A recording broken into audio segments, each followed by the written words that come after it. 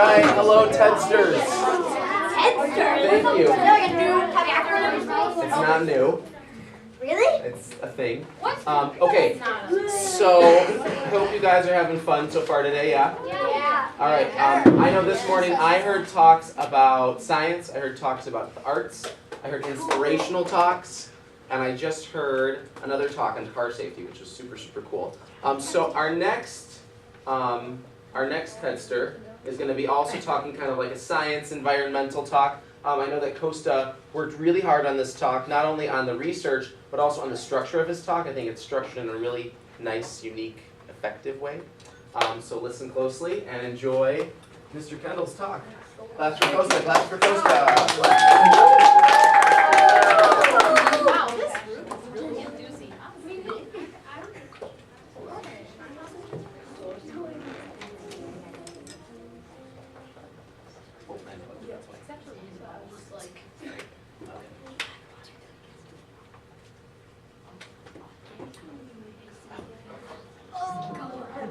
I'm sorry, this is my fault. All right, now we're good.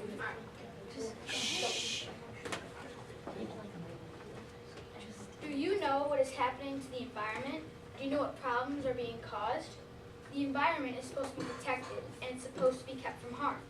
But what have we been doing to it? We've been polluting it, hurting plants, animals, and humans alike. We've been killing them.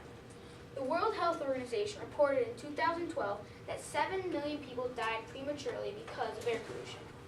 That was 1/8 of total deaths that year. Take a look at this chart of people who died in and outside the home in 2012. Ischemic heart disease, a disease where your heart doesn't get the substantial amount of blood it needs, is the leading killer. A stroke, as most of you have heard, is when blood flow to your brain stops. This results in your brain not getting enough blood or oxygen, and brain cells die, doing permanent damage to your brain. COPD is a common lung disease. COPD deteriorates your breathing, making it hard for you to breathe. One surprising discovery, though, is that only 6% of deaths were related to lung cancer. 3% of deaths were related to acute lower respiratory infections in children. Acute lower respiratory infections are infections that affect your breathing through your trachea. The World Health Organization also said that 4.3 million people who died may have died because of cooking over coal, wooden, or biomass stoves. Well, what's been causing this, you may wonder? How have humans polluted the earth? The answer to this is simple. We've been using non-renewable energies way too much. This is what has been killing plants, animals, and humans left and right. Renewable energies have been found to not pollute as much as non-renewable ones. Wind, tidal, and hydroelectric are just a few. Solar energy is the one that I think is the most effective to preserve life on planet Earth. Scientists have come up with innovative ways to use solar energy to help protect life. Solar energy is an energy that makes its energy using the sun's light. In order to harness solar energy, solar panels are placed on or near the building that is receiving the energy. For example, when the sun hits things, it makes them warm up. For example, if you're playing at the beach on a summer day and you feel really hot, that is because when the sun hits you, you get warm. If the sun hits certain materials, though, it can be used as an electrical current. When the sun is being hit a solar panel, it turns into electrical current. This certain material is formed by solar cells. These cells absorb the light and create energy. Then this light will be used in homes, schools, and other buildings. There's a lot of solar energy that people can use due to the fact that the Earth receives so much light from the sun. Solar energy is a very abundant energy source, meaning that there's a lot of solar energy that can be used. National Geographic said, every hour the sun beams on the Earth more than enough energy to satisfy global energy needs for an entire year. That's a lot of energy. One energy isn't as abundant, though.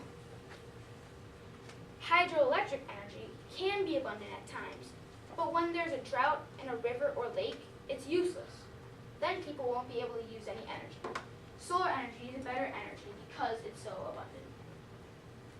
Another benefit of solar energy is that it's available to all people who can afford it. One energy, tidal, isn't available to all. Tidal energy gets its energy from the tides of lakes and oceans. Not every country or city is located near a lake or an ocean. Because not all places are like this, it can't be used by anyone who wants to use it. Solar energy, on the other hand, can be used anywhere because all you have to do is set the solar panel on or near your house. Solar energy is an energy people should be using because it's available to all those who can afford it. Solar energy is also good because it doesn't bother people. Some people hate wind turbines because of how they look. They're these big spinning poles, and some people just hate to look at them. I don't blame them. Solar panels really don't bother people because of how they look. Nobody cares about their look and don't complain about it either. Wind energy is also despised because wind turbines make a ton of noise. People can't stand it. Solar energy, on the other hand, doesn't make noise, so people like it better. Another reason people shouldn't use wind energy is because it harms wildlife. It kills tons of birds with its spinning turbine. Solar energy doesn't affect wildlife though. That's why solar energy is better than wind. Solar energy is also a renewable energy source. It can be reused so that it isn't wasted. Other energies like tidal and wind are like this as well. That doesn't mean they're as good. Nuclear energy isn't a renewable source of energy because it can't be reused. The uranium that is used for nuclear energy isn't renewable. Once it's been used, it can't be used again. It's like life and death. When you're alive, you can work and do all sorts of things. Once you're dead, you can't revive yourself and live another 100 years. You're not renewable. This is what uranium is like. Once it's used, it can't be used again. While nuclear energy isn't a renewable source of energy, solar is, so I think solar is better. Solar energy has another benefit as well. Solar energy doesn't create as much pollution as others do. Nuclear energy can be very harmful to the environment. The Chernobyl accident was caused by nuclear radiation. Many people died, and some who lived in the area are still struggling with health problems regarding the accident. Do you want to be someone who dies or is injured because of this? No. I know I don't. People who have nuclear plants will feel bad the rest of their life. We can save them from that burden by getting rid of nuclear energy and using solar energy instead. Nuclear energy is an energy that is used a ton because it's so cheap. Because it's cheap, people use it a lot, even though it's dangerous to the environment. Despite the fact it isn't a renewable energy source, I'm arguing about it because so many people use it, even though it's dangerous. We need to stop using nuclear energy and start using solar. We can solve this problem of pollution by using solar energy. Solar energy is the energy we need to use because it's abundant, renewable, available to all, doesn't bother people, doesn't kill wildlife, and doesn't pollute very much when compared to others. Scientists have come up with innovative ways to use solar energy effectively in our everyday life. One way we can solve this problem is by using solar roads. Solar roads will power cars so that we won't have to use gasoline.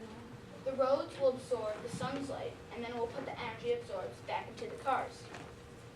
We'll stop polluting the earth because of with gasoline used for cars. We can make the earth a less polluted place and a safer place to live. Don't worry about dying prematurely. The solution is simple. Now we need your help. We can save the world together. All you need to do is donate a few dollars on Indiegogo.com/projects/solar roadways. Are you ready for change? Thank you.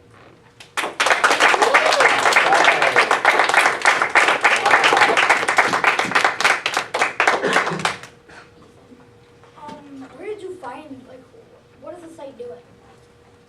Oh, Indigo. Oh, this is where you can donate your money. Oh, Our site where you can donate money for solar roads. CJ. So how do the roads give energy back to the cars? So they absorb the energy and then they transfer the energy into the cars. So then it's like what? How do you do that? Does it go through the tires or? Well, this is a new idea I found. They haven't found a lot of information on it yet, but it's just an idea that people have found. And it's something that you can do more research on later, and that, I would encourage you as well to go research it, because I think you're right, because it's so new that there's a lot of things that aren't available to us yet, but also that, things they need to figure out. Carl?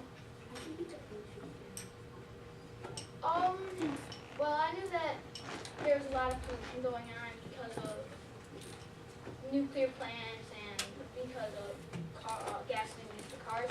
So I kind of wanted to find an alternative energy source so that we wouldn't do as much pollution. Taya. What is the solar Solar roads. No, like, it was like, I think you can come back.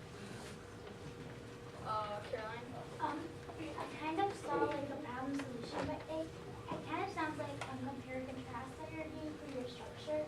I don't really know which one. Which one did you intend on? Well, it was a compare and contrast because I was comparing solar energy to the others and saying that it was better. Does the color of a solar panel affect how much light it gets? No. Are there any differences in color? Or are they all? Well, Yeah. I don't even know. I've seen some pictures of black ones just because they want Gotcha. Okay. CJ. Once all the bad unrenewable energy run out, so then Yeah. if they run out eventually, why are we trying so hard to stop them now?